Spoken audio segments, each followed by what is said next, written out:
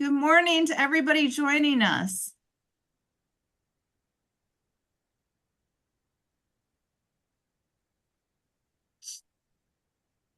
John, good morning. Hi, how are you doing, Morgan? I'm good. How are you doing? Good.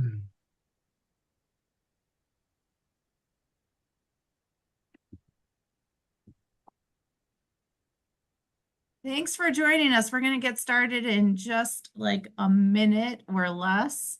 Make sure everybody's in the room and ready to go.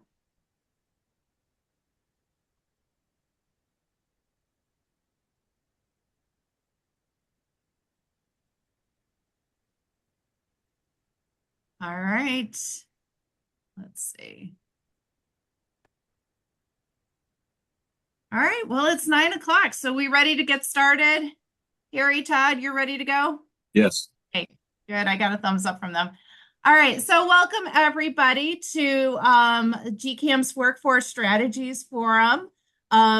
We're really happy to try this experiment of hosting this online. These were events that in the past we always hosted in person, but especially on a super cold, snowy day like today, we're hoping it's more convenient and easy for you to do this online and if it works out well, maybe this will be the formula from here on out. So be sure to let us know and share your feedback if you've got any thoughts about that. So this webinar is, Are You Intern Ready? Our focus is, are you ready to host a high school intern? Do you think this might be a good fit for you? What are some roadblocks you might be encountering in terms of having a high school intern, and how can we help you get over those roadblocks? Uh, with us today, we have Terry Stroh, the regional director for Northern King County, Region 110, the EFE, and Dr. Todd Stern with Terry Stroh at Region 110. And so we're really honored to have them with us today and really delighted. They have a very successful manufacturing internship program that they run every summer for students in school districts up in the Elgin area, Hampshire, Burlington, Bartlett, Streamwood, that area. And so they're going to tell you today about some of the successes that they've had with their program, some ideas to share with you if you are interested in having your own high school intern. So definitely experts in this field. And so they're going to be speaking very soon. At the end of our presentation, we're going to follow up with an email to you with a survey on how this went. And I'm also putting together a guide, like a PDF guide that you can download that will help you with your internship program. It's going to outline in it the various internship programs in the region. So Region 110 is just one region that helps you with your high school interns. There's various regions all throughout the Chicagoland area. You might not be in Region 110. Our guide is going to direct you to the right people for your region if this isn't your region. So don't think just because this is happening in Northern Kane County, it doesn't apply to you. We'll hook you up with the right person so that you can get a high school internship at your facility. All right, so let's get going. Let me see if I can advance my slides. There we go.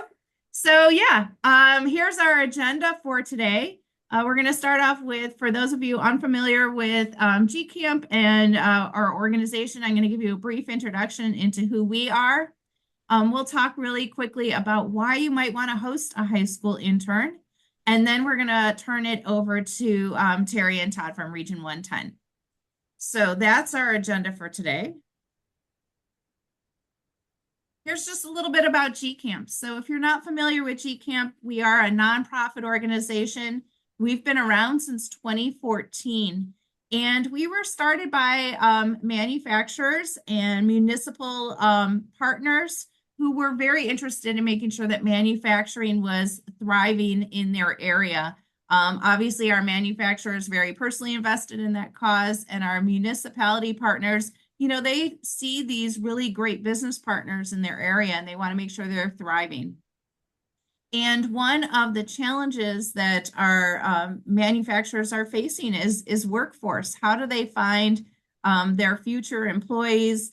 They weren't finding a lot of kids going into manufacturing. And so GCAMP started as a nonprofit educational program to teach kids about manufacturing careers. So how do we do that? We do it by going into schools, talking to kids about manufacturing. We offer a lot of tours, on-site facility tours of manufacturing plants to get kids excited about manufacturing careers. We award a student an outstanding manufacturing student every single year, also an outstanding manufacturing teacher. We offer grants to programs that teach manufacturing skills and free supplies. And then when we have a student that is really ready to start their career, we help them find the right next steps for them after high school. So whether that's a community college, a trade school, or an entry-level job, we help kind of push them along that path and get them started. So that's what GCAMP is all about. Our parent organization is the VIA, the Valley Industrial Association. And we're very fortunate to be partnered with that parent organization because it connects us with, over 270 manufacturing partners in the Chicagoland area. So, we have a lot of great partners that we work with and that support our cause. So these are just some great pictures of everything GCAMP's been up to recently. I feel like a picture really tells a story better than I can. You can see some of the great stuff that we do through GCAMP. Everything, like I said, from donating supplies to schools, taking kids on tours, giving kids awards, showing up in classrooms to talk to students, showing up at career fairs. And then we also do education that's aimed at manufacturers. When manufacturers struggle with how do they relate to the next generation? How do they find their next generation workforce? How do they start an internship program? We run educational programs like this one today so that we can teach our manufacturing partners how to connect with the next generation.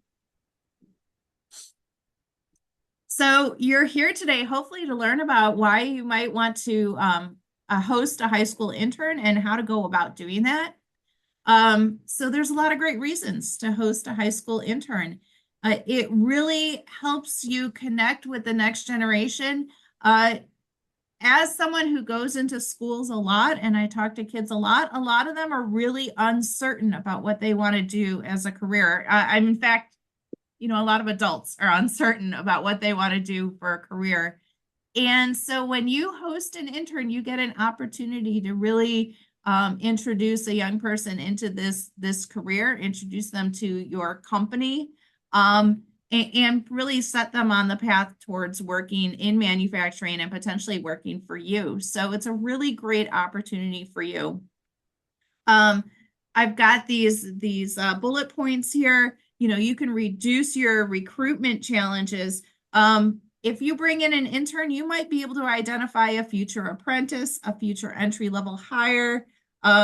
You bring those kids on when they're 16, 17, and you're creating your own pipeline for your talent.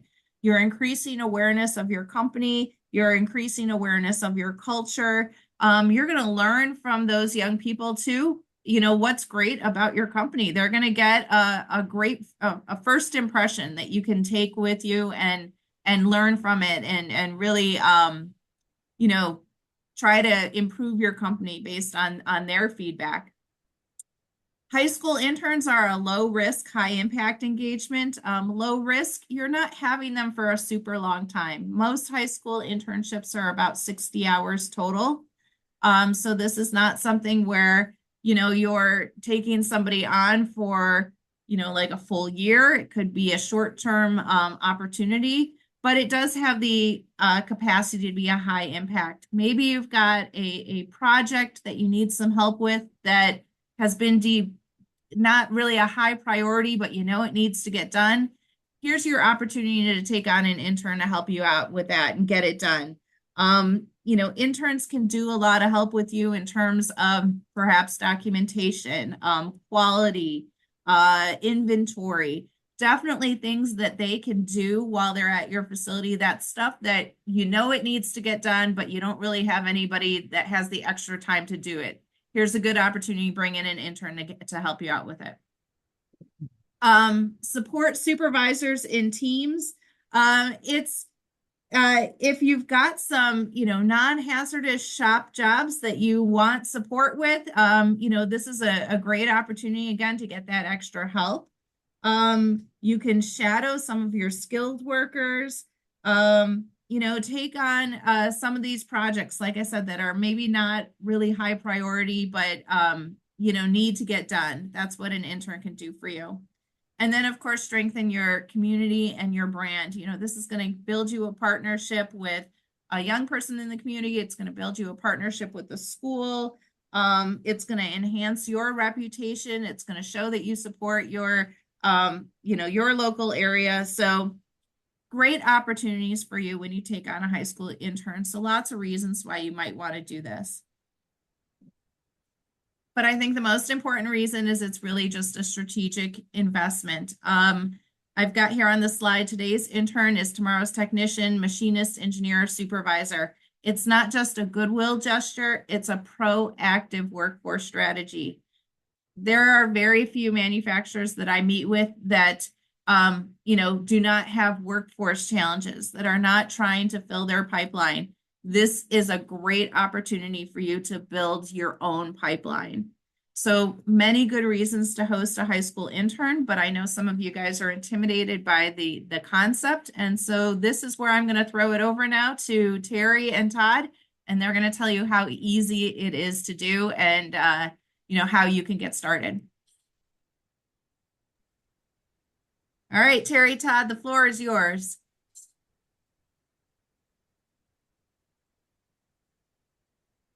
All right, good morning, everyone. As Dawn mentioned, my name is Terry Stroh. I'm the director for the Northern Kane County Regional Vocational System.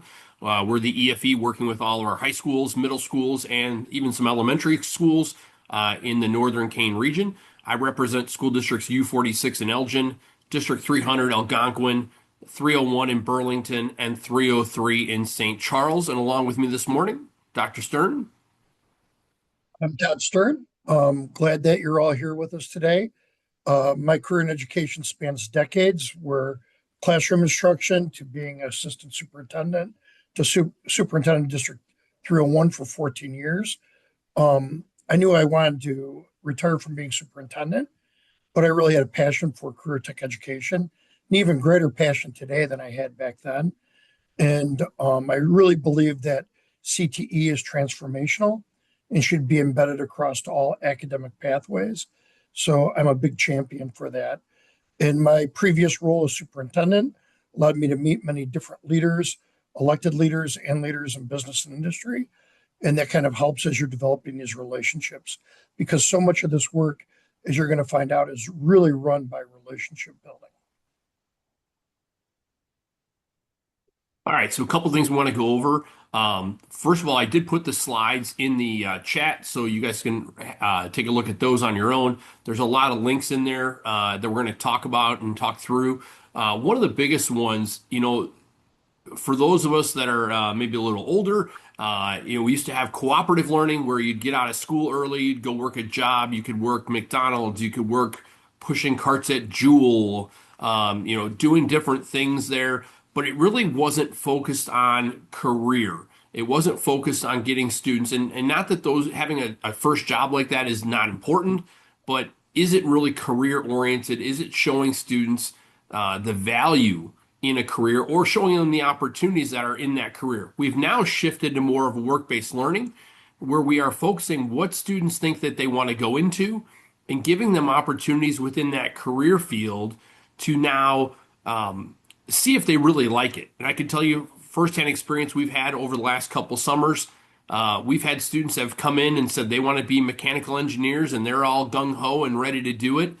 And they get into the experience and they're like, yeah, I can't do this for my entire life. It would drive me nuts.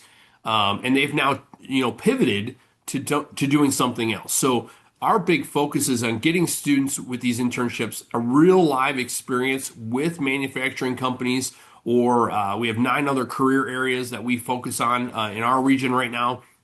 But how do we get them the opportunity there to really build upon their knowledge of what goes on, and before they get into college and spend tens of thousands of dollars taking classes that they come to find out that they hate.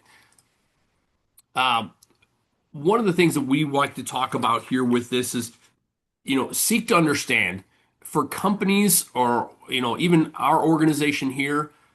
Whenever we go out to an organization, we want to find out more about that company. We want to find out kind of what they do, what they build, what they make, how their company runs, what makes their company special. In the same way, we would ask companies to say that same thing. What makes them special? What can they share out with students across their company? And one of the biggest things that, do you have the right mentor for students within your organization? This is the biggest challenge with that. We've had some companies we've worked with in the past. Oh yeah, we got a person, and we come to put a student with that person, and it's a person that maybe doesn't like their job, doesn't enjoy coming to work every day.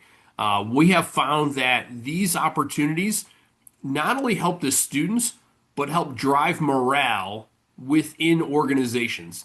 They help those technicians, they help your frontline people to share their knowledge, and it builds their morale about the great things that they're doing within their job. So asking yourself to, what are these foundational pieces that we want to share about our organization or about our company, as we're going through this internship, to make sure that students really get an idea about what's going on.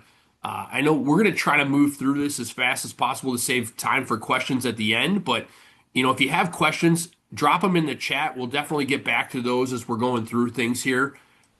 The next piece that we look at, we don't try to pigeonhole any one company into it's a take it or leave it, this is what we do kind of mentality. We've built this to where there are levels of involvement that companies can have. If you're not ready to take an intern, if you're not ready to have kids out on the shop floor, there are plenty of pieces that you can be involved in to help share that knowledge. And the biggest piece of that is, because you may not be ready now, doesn't mean you're not ready a year from now, 6 months from now, whatever the case may be. But in the meantime, how can you get out into our classrooms and start meeting students? Meet what's the teachers, see what's going on in the classrooms, and be able to learn more about the opportunities that kids are seeing in their classrooms.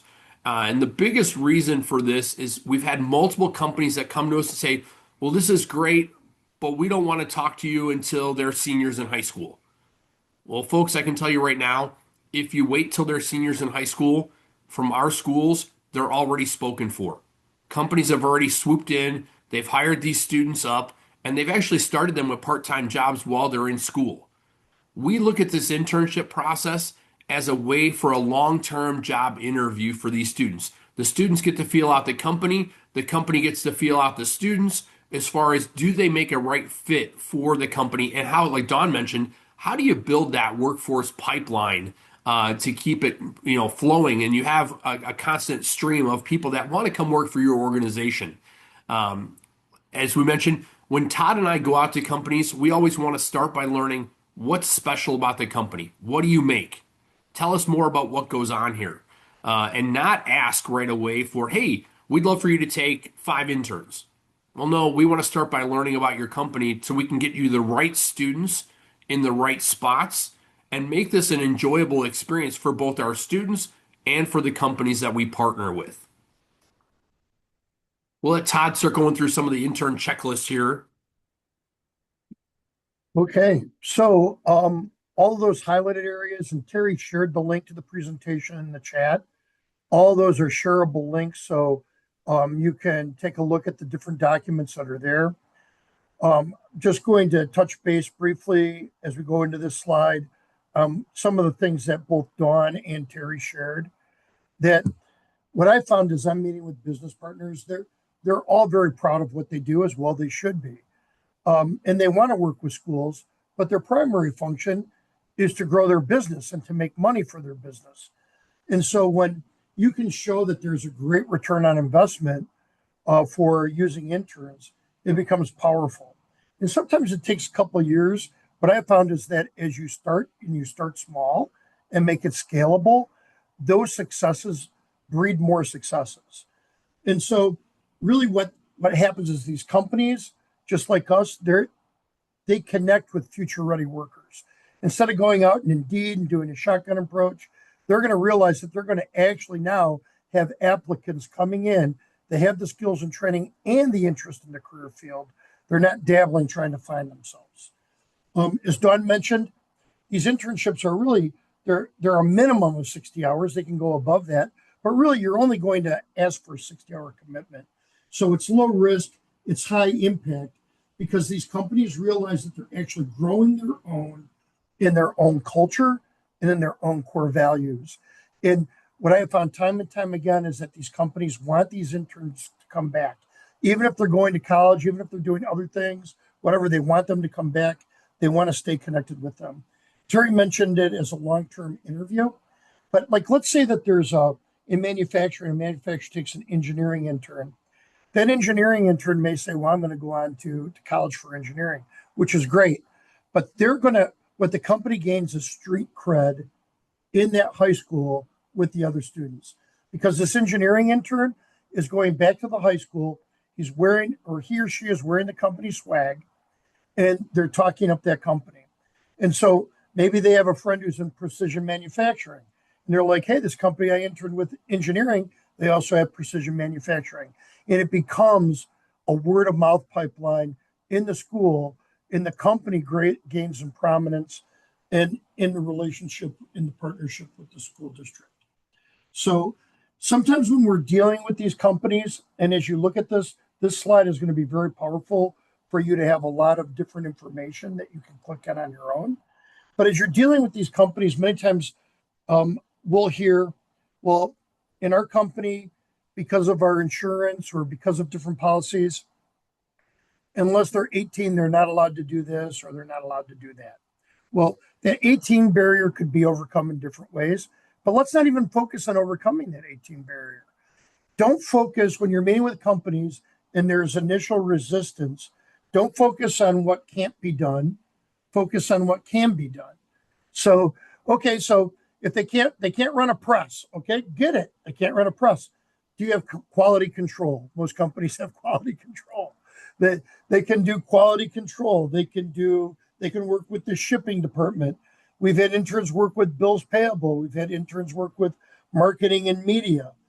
So we've had interns work with HR. And how would they work with HR? Well, many times HR is so busy with other issues, they don't have time to be cleaning up policy and procedure manuals. So they could be working with interns on that with real life type programs. What I have found is once you get an intern in certain areas, the company sees the benefit and they will expand the internships into other areas. Terry, could you click on sample 3 for the job descriptions for me? This is ITW Shakeproof. They do a great job with our interns in the South Elgin area, and they take in some engineering interns. And what they did is inside their shop, they looked at an issue that they were having with the interns, and they had parts being fed into a hopper, but it was an older machine. It didn't have a shield, and parts were also landing on the floor, landing on other areas. So part of the project is the student interns worked with other interns in their fabrication department, and they had to come up with a solution to this. And part of their internship was to develop a shroud, develop a system. So that was one part of the internship.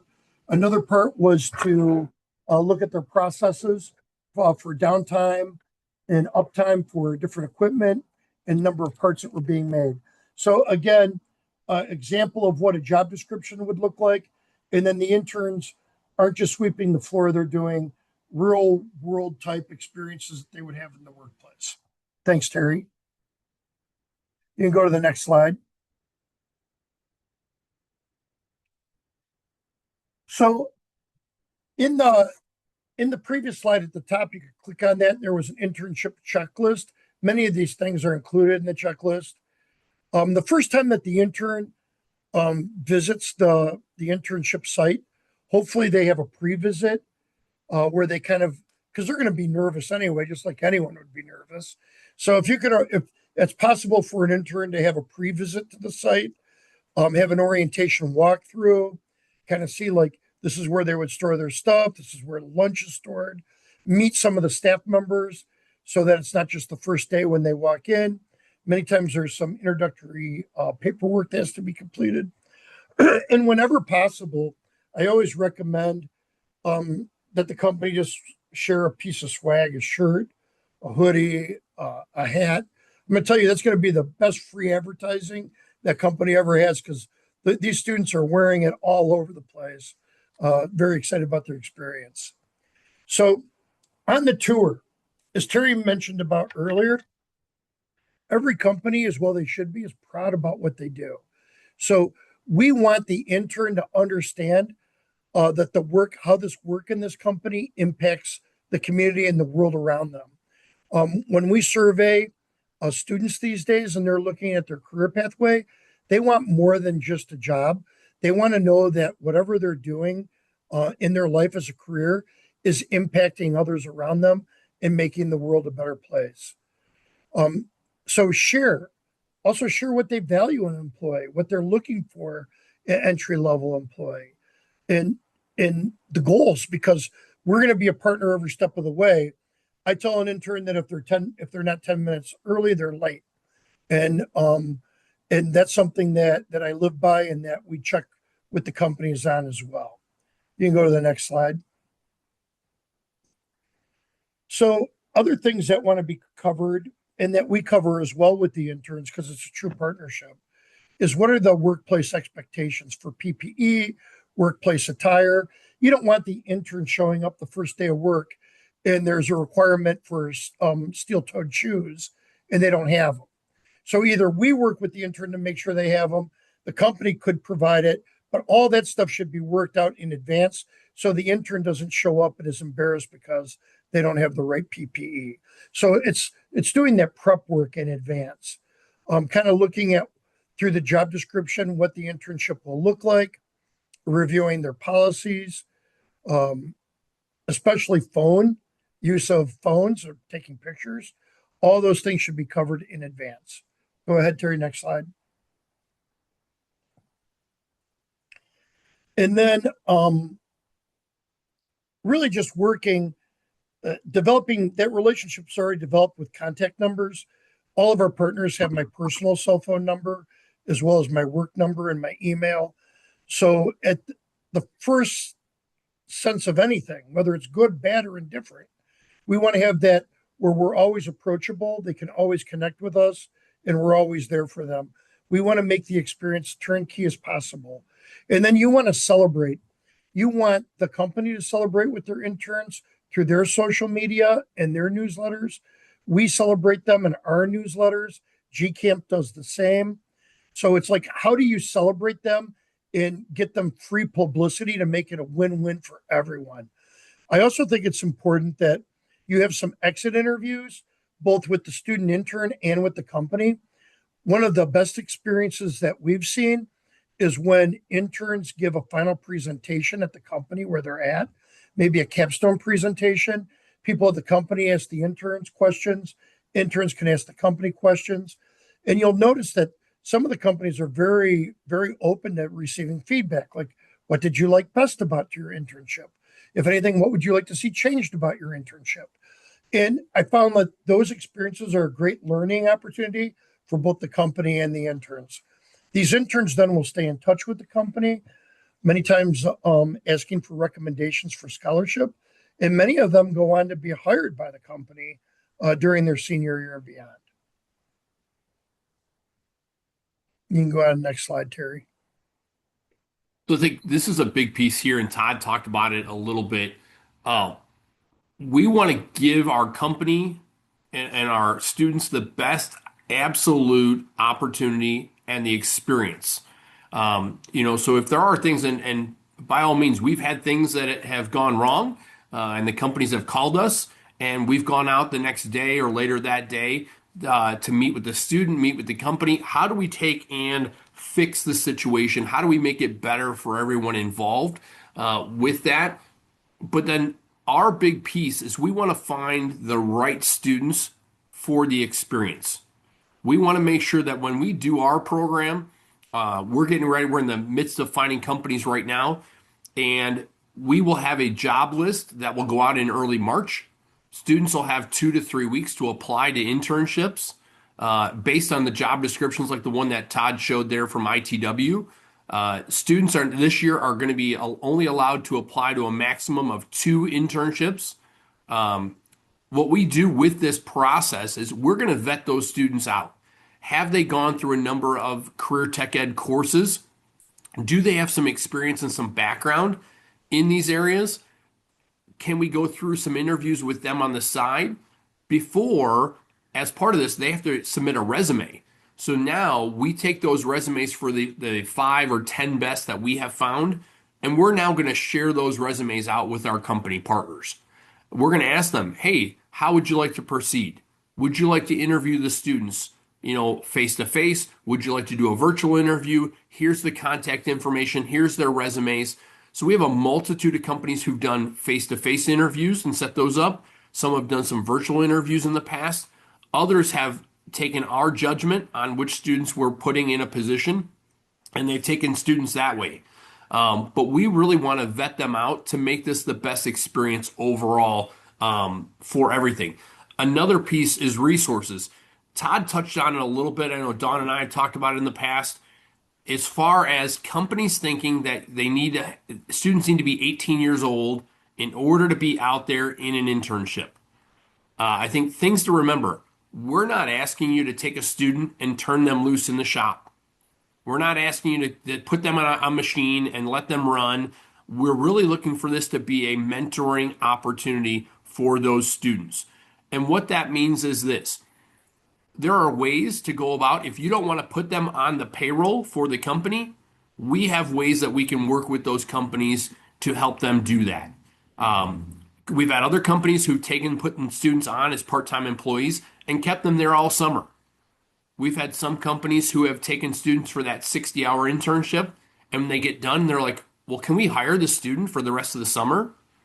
And our response is always, well, do you have a job for them? Well, yeah, we have a job for them ready to go. Okay, then we're out. You're now taking that student as your employee for the remainder of the summer. And it's been very powerful for students to be able to get that experience. But with that resource, or being that resource with companies, we can sit down and work with you as far as finding the right people to talk to. If you want to talk to someone at the Department of Labor about what are the opportunities and where can students be involved and where can they not be involved in, we're going to put you in contact with the right person. We're going to give you that information so that you can make those educated decisions as far as how can I get students more involved with that. If there are other locations, I know I saw on the chat or on the attendance list there, Cassie's online. If there's companies that are outside our area that we've talked to, we're more than happy to turn them over to other EFE director or other regions, across the state. That way, our job is really about getting students those opportunities and how do we help build those opportunities. And then last and not least, be present. When we have students come out to your location, we're going to meet you there on the first day. We want to make sure the student is involved, is there on time. If they have any questions, we want to make sure they're talking to the right person. They are only high school students. Sometimes they forget exactly who they talk to, who they email back and forth with.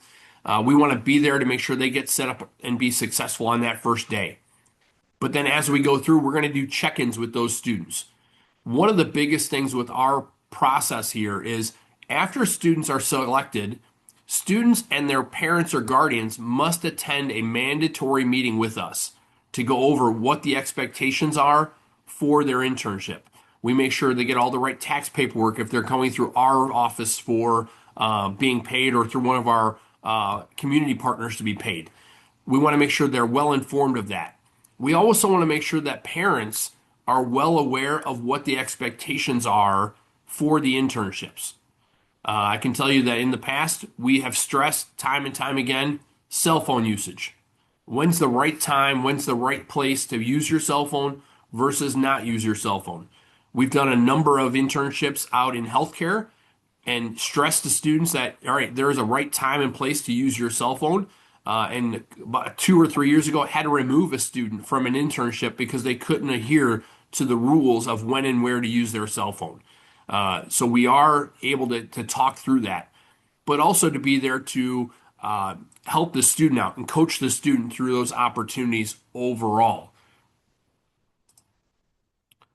We'll kind of open it up to some questions. There's Dr. Stern's got his hand up. He had something else to add there, and then we can go to questions that you guys might have. I forgot to add, if you're just getting started in this area, whether it's during the school year or during the summer, it doesn't matter. Start small. Start small. Target the companies that you maybe already have a relationship with, and companies that are like best in class in your region. They have a really good reputation, and get a couple big wins with those companies, and it will expand organically, because when another company sees that one of the key anchor companies is successful with interns, they're going to want to get involved in it and become part of it as well. But start small. Don't start too big. Start small and make it scalable and build on your success.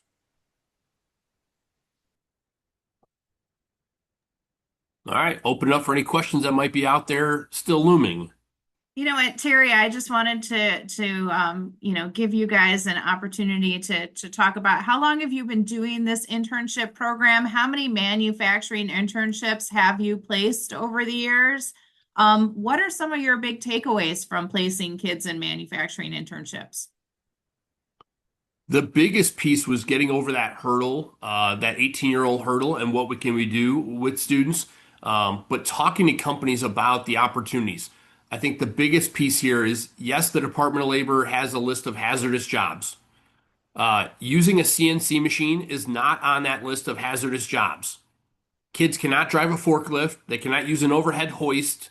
They can't use a press brake, things like that. But they can run a CNC machine.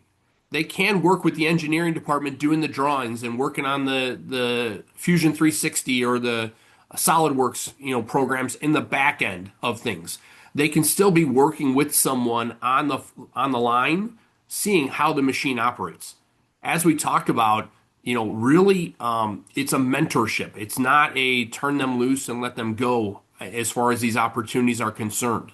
As we've worked through this, we have found that when we get companies that are willing to take, 5, 6 students at a time, that they work on a rotation basis where they're able to rotate students through different departments within their organization.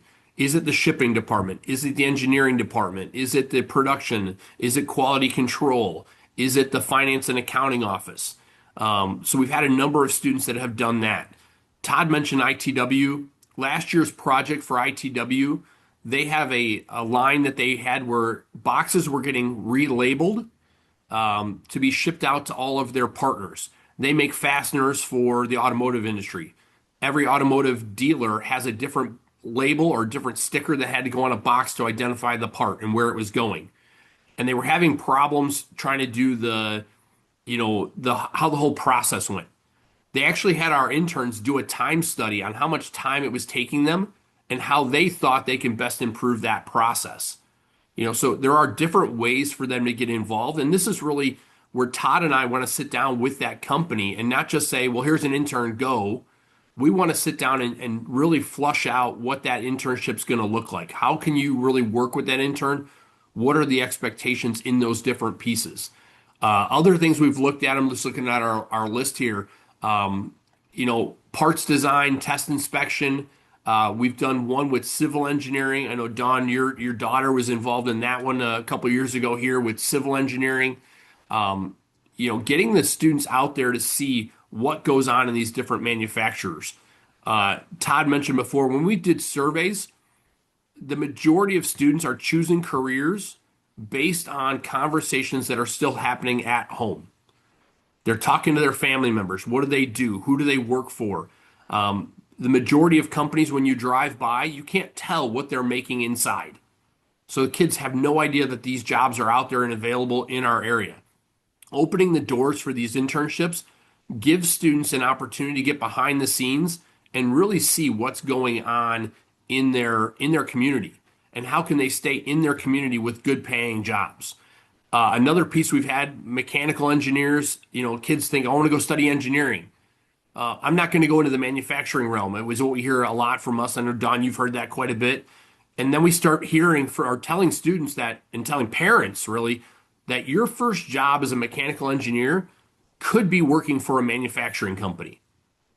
And they're like, oh, I never thought of it that way. So trying to overcome some of those hurdles, with our students and with our families on that. And it's like Todd mentioned. Go ahead, Todd. Um, Something else, we've been talking a lot about our business partners, but there's probably educators on this webinar as well. And before this is more for our educators in our regions that way. Every region's different. Every region has different needs. Every area has different needs, and school districts are at different spots. So some school districts might be ready to do this. Others may not be ready to do this. So I've been in this role for 3 years. And one of my aha moments or key takeaways is that we're as schools and as regions and areas, we're not all staffed the same. Like some school districts just have a counselor to do this. Well, what I have found is that counselors don't really have the time to go out, be meeting with business and industries and developing these relationships. And sometimes regions, due to logistics and working with their districts, they're not always able to do it either at all. All depends on the needs and of your region.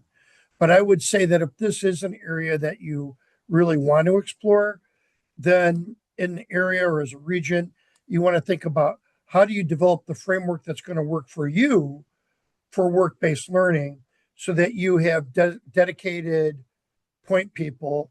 And I'm not saying, hey, everyone replicate a work-based learning specialist, because what works for us might not work for you, but someone or some group have to spearhead that communication, because if you have inconsistent communication going to businesses, you're going to lose your partners. Yeah, another piece with that same kind of thing there really quickly is under promise, but over deliver. If you're going out and telling people you're going to have all these students lined up and you're going to have all this stuff going on and you can't deliver on that, it's going to ruin your credibility. And Todd talked about relationships and trust before. If you lose the trust of an organization or of your partners, that's going to hurt you more than anything else and set you back even further. So you need to make sure that that is taken care of and really built on that. And as we said, when I've been at home at 7 o'clock, 7:30 at night, and a partner called me with a concern that they had from that day.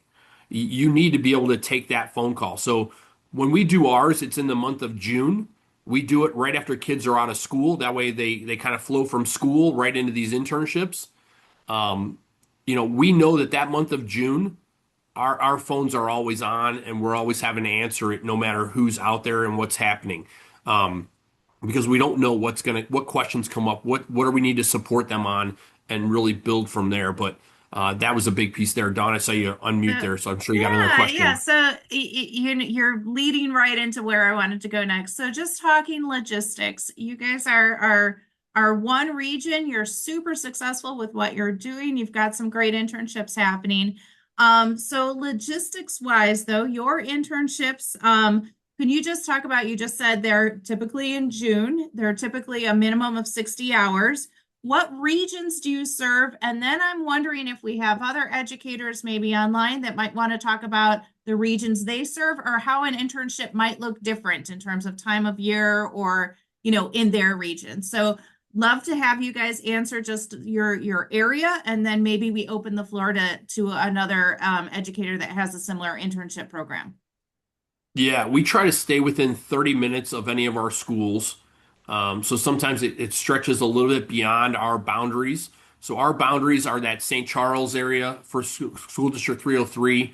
I know Cassie gets into the southern part of the county there. We stretch all the way up into Carpentersville, Dundee, Algonquin area on the north side. Everywhere, Streamwood on the east side, all the way out to Hampshire on the west side. It's quite a big area. But then are there companies on the outskirts of that are willing to take students in and work with us on different things? Yes. And if they ask for something, as I mentioned, and I don't have that student, then I'm more than happy to reach out to other schools and other EFE directors, what have you, to try to find students in their areas to fill that. We've been doing this now for 4 years. Uh, when we first started, it was 52 students total. And now we've grown that this past summer into 243 students. And these are paid summer internships. So, talk a little bit about that. In that, we use a couple different ways. We have some grant dollars we use from different grants. We have donations from different companies and different individuals across the area to help pay those out. We feel that having them as paid internships gets the students to have a little more skin in the game as far as showing up on time. I will say that this has led to great success because out of 243 that we placed last summer, all 243 successfully completed their internships. Our goal now for this coming summer is to have 300. So we're well in the throes of trying to find companies to take those students on. As we're doing this, like Todd mentioned before, find one program, right? Start with one program if you're new to getting in this, one program that's strong in your school or in your region that you know is really, really strong, that is turning out great students. You want to start, ours are competitive internships. Like I said, students have to submit an application, they have to submit a resume. You want to find really strong students when you're first starting out with an organization to build that trust, to build that relationship with that organization. If you put a student that's maybe not as committed into some of these internships, it could have the possibility of ruining that relationship with that company. It's going to make you then kind of have to rethink that and change things around, or you could lose that company overall. Todd, I saw you got your hand up there. I think one of the most important things to remember, it's not one size fits all. So our bread and butter in Region 110 is the summer internship program. But we're not limited to just the summer internship program. We have internships during the school year that we work with districts on too. Some regions or some areas might not be set up to be able to do summer internship programs. That's okay. So then focus on what you can focus on, and then how do you build scalable internships that are systematic during the school year in the first and second semester, and start small that way. And then down the road, maybe it builds into something else. So don't think that, oh, well, we have to like follow this model because just because a model works for one area won't necessarily work for another area. So, but what Terry and I will do is if you want to have conversation, we'll work with you to help you scale a model for your area that you do think could work. Yeah, so Cassie, do you want to tell us about what's going on in your region? Sure. And I also just want to point out, Todd and Terry, thank you. And thank you for the slides and all the links. One thing I think that often helps organizations see what other organizations are doing is examples like the ones Todd and Terry have provided, especially on, I think it's slide 5 or 6, the all the summer internships that they've already or that they had last year and the links to those organizations' job descriptions.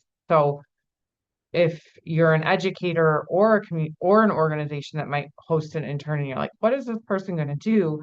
Todd and Terry have just given a ton of examples of what interns do in similar organizations. The other thing I just wanted to say, because I know a couple of people from my region are on this call, is, we keep talking about our own internal school district departments and getting them to host interns, not just teaching interns, but maintenance interns, IT. And Todd and Terry have a bunch of examples on that doc. And as we all know, people compare each other to each other. Superintendents always like to know what other districts are doing and what the people across the road are. And so if you need to use it as leverage, like, the IT department at 300 hosts an intern, there's a lot of evidence there for you. But I'm Cassie Blickham. I'm Terry's equivalent in the Valleys region, which is Southern King County, parts of DeKalb, Kendall, Lee and LaSalle counties. Katie Johnson and Morgan Getchell are on this call. Both are work-based learning coordinators, Katie at West Aurora High School and Morgan at Fox Valley Career Center. Our internship programs more run during the school year. Morgan and Katie would be happy to connect with anyone that was interested in West Aurora High School interns or Fox Valley. And I'm happy to connect with anyone that might be located in the Valleys region, but doesn't have a specific building level coordinator on the call. Thank you, Terry and Todd. This was a very good presentation. I really appreciate it. And thank you, Dawn, for putting it all together. Absolutely. Do we have any other educators online that maybe want to talk about their internship programs or their struggles or have a question? Anything? Danielle, I think I saw you on mute. Well, thanks, Dawn. Yeah, I just wanted to mention, so I'm here, I work at College of DuPage, and certainly well connected with our EFE in the area, who are working on their internship programs. So just excited to hear about all the good work that's happening in the region, and happy to be a connector as well for DuPage County employers.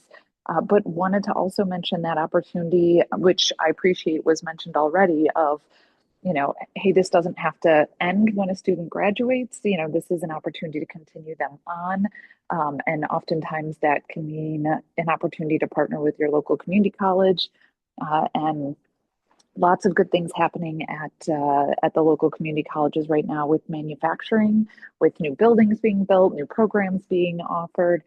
So really enhancing what we can offer to you as employer partners. So if that's doing some additional training, putting them through an apprenticeship program, know that the journey just starts in high school and it can continue on from there, that we can help with that advanced level of training, that you all don't have to take that on as an employer on your own, that we're here to partner with you on that as well.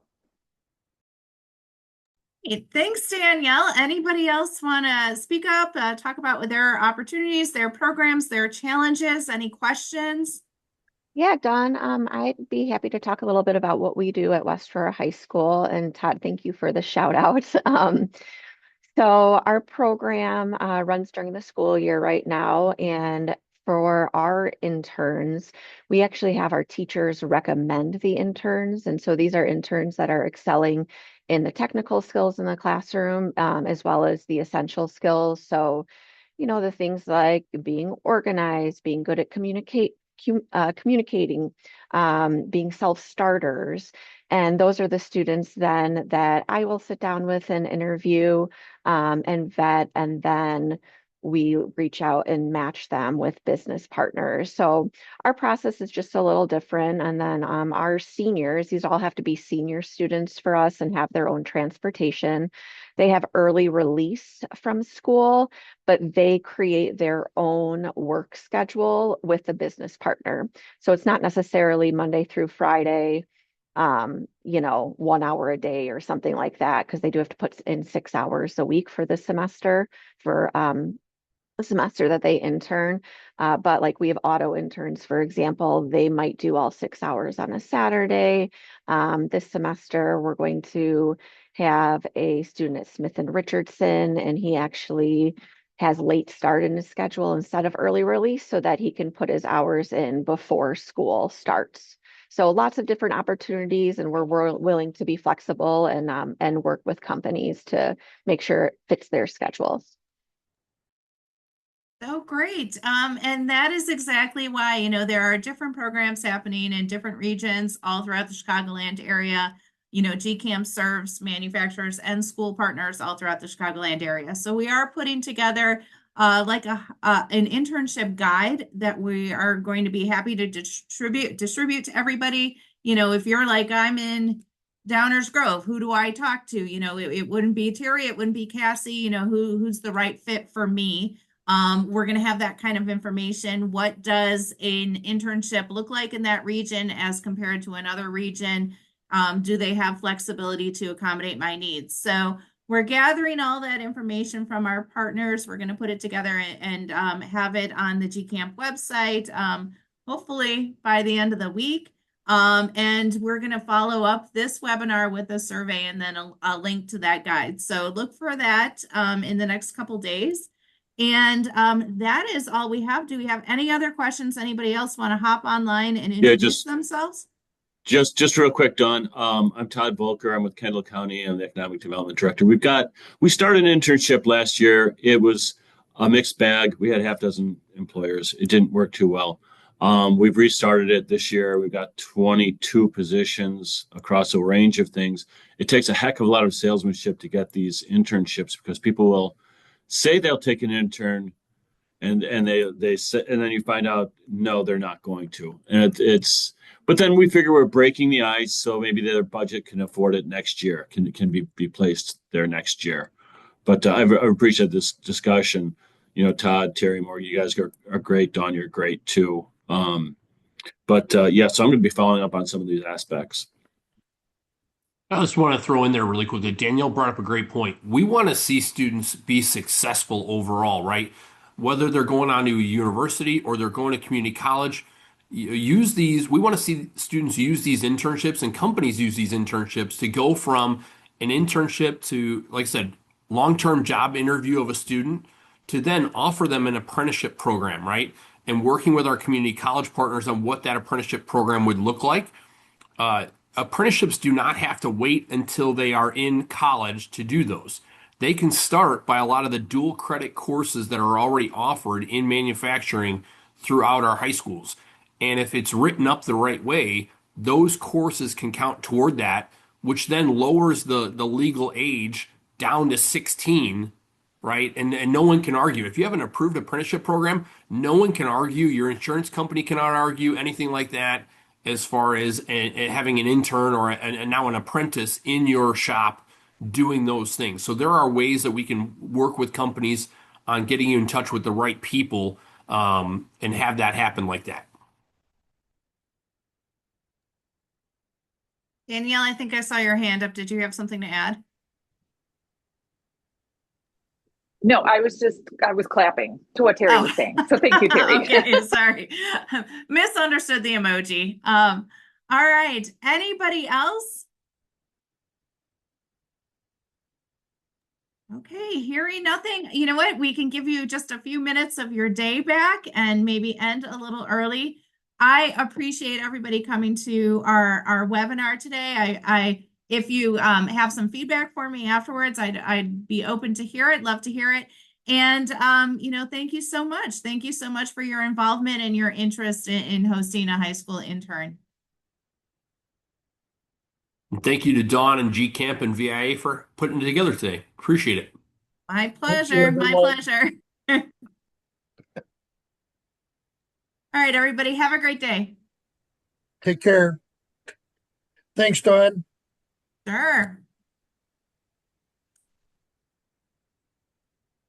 Thanks, Terry. Thanks for presenting. Thank you to Todd. No, thank you. We appreciate it. And like